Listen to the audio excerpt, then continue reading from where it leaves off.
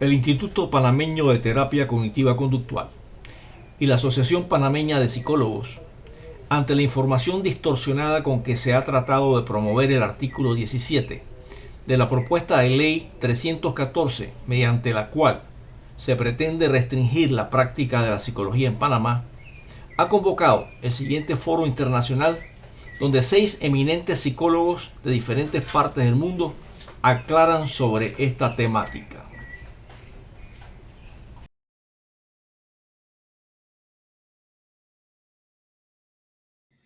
Bueno, entonces ahora tenemos a otro invitado, el doctor Luis Pérez. El doctor Luis Pérez pues, nos acompaña desde Perú y él nos va a hablar sobre la formación del psicólogo y aportes de la psicología en los distintos niveles de intervención.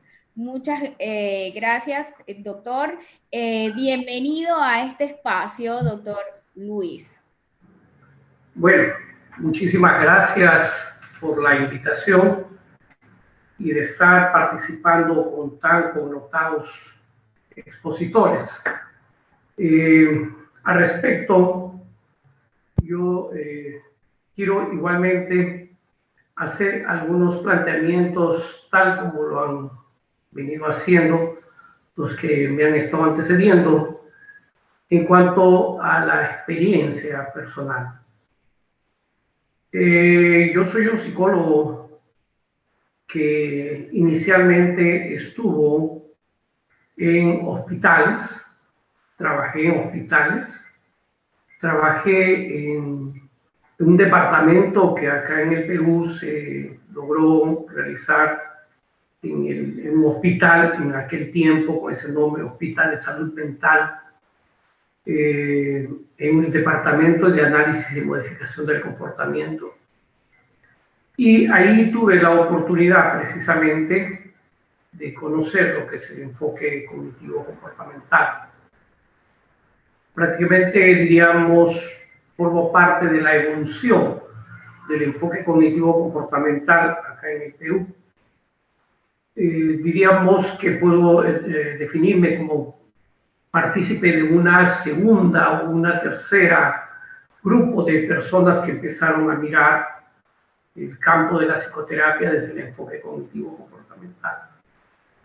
Debido a eso, yo me alejo de los hospitales hace mucho tiempo.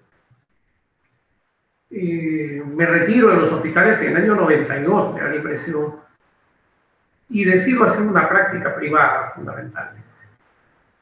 Ha pasado el tiempo, he estado haciendo mucha psicoterapia cognitivo-conductual.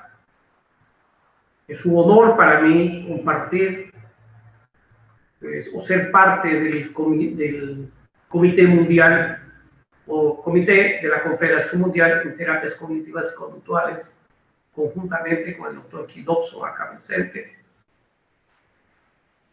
Y, sin embargo, por esos avatares de la vida, pues con todas estas dificultades que existen en los países latinoamericanos y que creo que es la razón, en el caso mío, de la participación mía acá, me convierto en lo que se denomina el decano nacional del Colegio de Psicólogos del Perú. Digo esto porque, en verdad, anduve un tanto alejado de la situación de los hospitales, donde se practica o donde se utiliza una especie de paradigma que, a mi entender, simple y llanamente es una evolución del mismo modelo.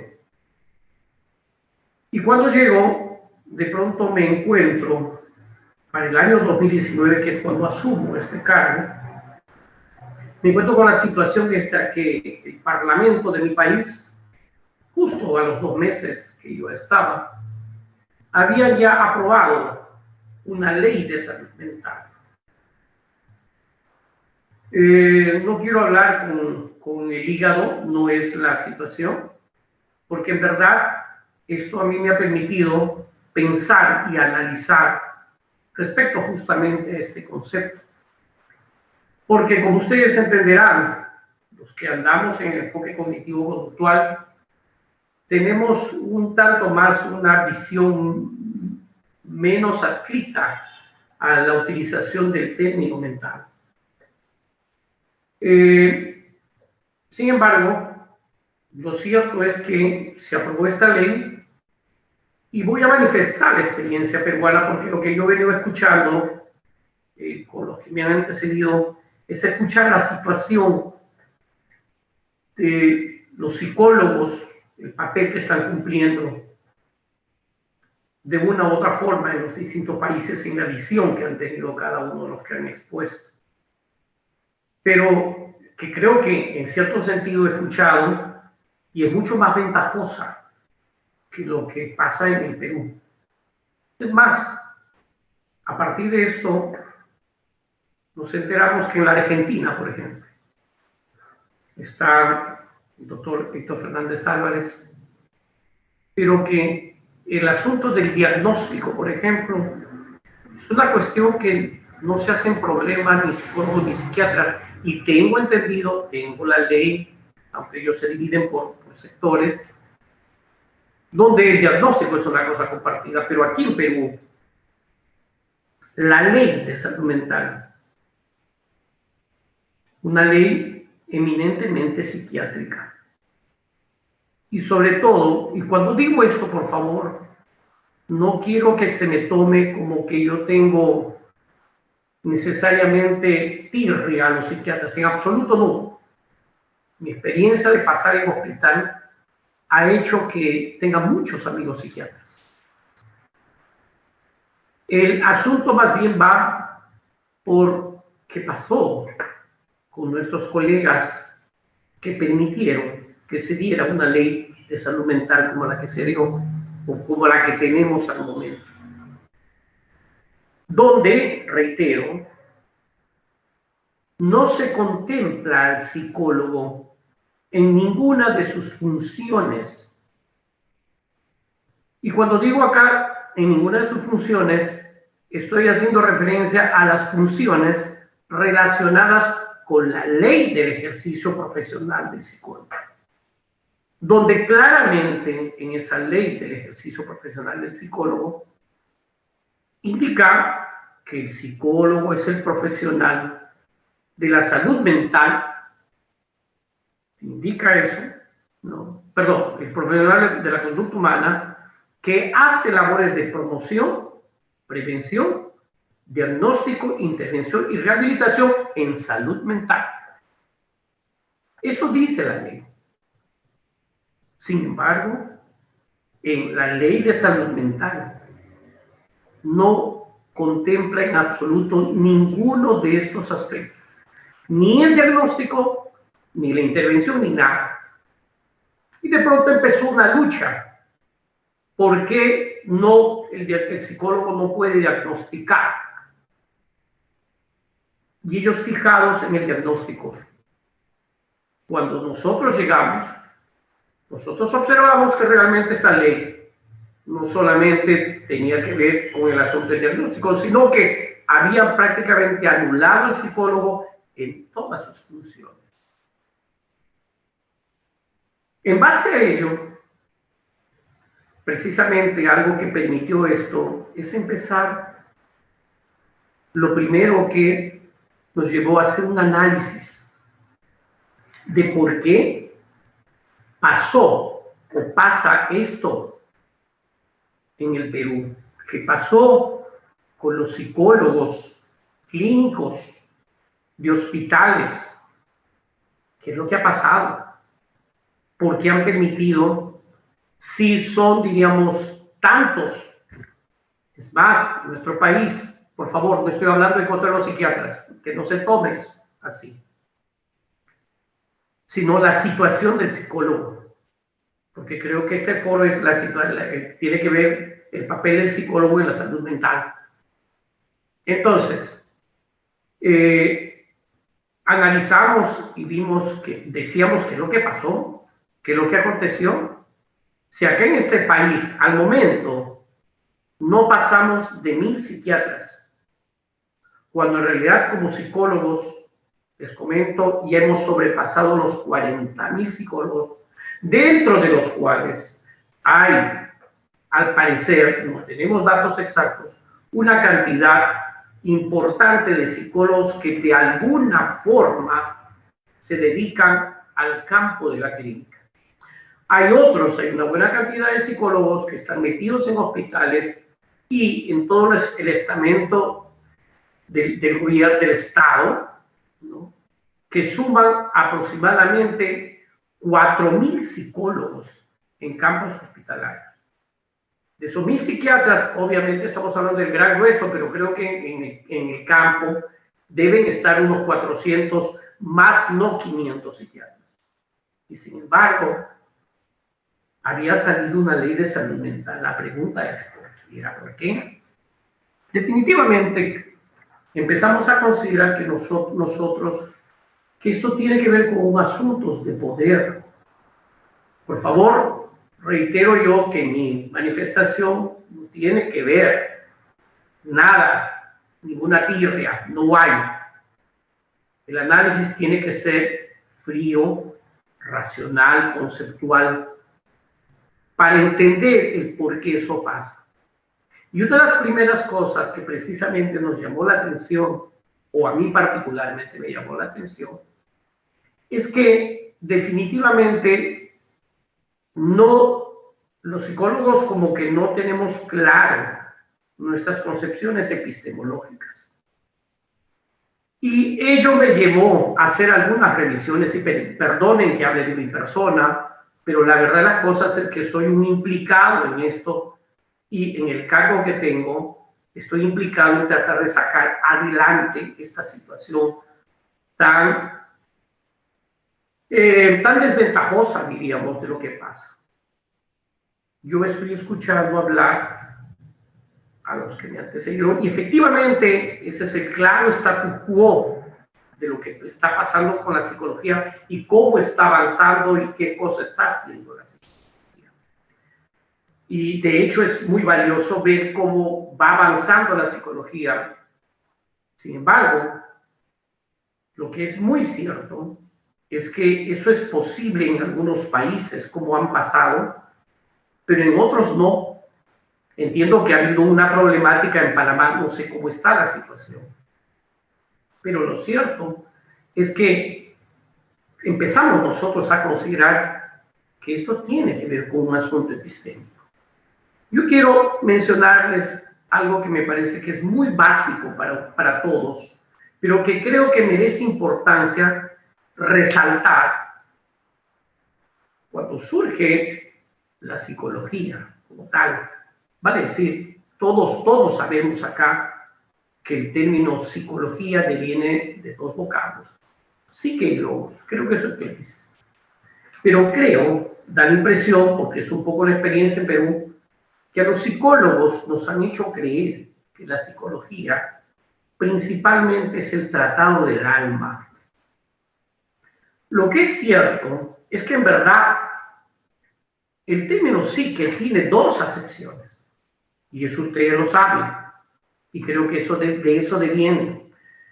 La concepción griega de alma, que si bien los psicólogos también entienden que puede ser mente, ¿no?, pero es como que se hubiera quedado enquistado el concepto alma para los psicólogos. Que entiéndase que en realidad cuando surge esto, no surge como ese concepto espiritual religioso meramente, sino como que aquel que movilizaba para que las personas hagan o sean lo que son. Pero lamentablemente quedó la concepción más bien un poco de ese tipo espiritualista religioso. Sin embargo, por allá, por los años 1790, más o menos, o un poquito después, un médico, Johann Rey, un anatomista, muy preocupado por lo que pasa, lo que Machado hablaba respecto a la calavera, el cerebro, empieza a interesarse por esos fenómenos que definitivamente eran fenómenos psicológicos. Y es el que primero empieza a utilizar, es incluso Johann Rey quien saca la primera revista de psicología. No recuerdo si es psicología clínica o psicología. Entonces eran los médicos de ese tiempo ingresando a tratar de dar explicaciones a los fenómenos psicológicos. Y ellos en aquel tiempo, justamente Johann Rey, es quien asume, si mal no me equivoco, si mal no recuerdo, el término de psiquiatra. Donde psiquiatra deviene del término de psique y iatro, pero en esta ocasión no la psique del alma, sino la psique en la concepción latina de mental. Porque ellos pretenden alejarse de esa concepción del alma, del exorcismo y de todas las explicaciones, diríamos, diabólicas que en aquel tiempo asumían determinado tipo de cuadros, principalmente al parecer de cuadros esquizofrénicos. Entonces empiezan ellos a decir, a juntar estos vocablos de iatro con psique, de iatro con psique, y surge el término psiquiatra.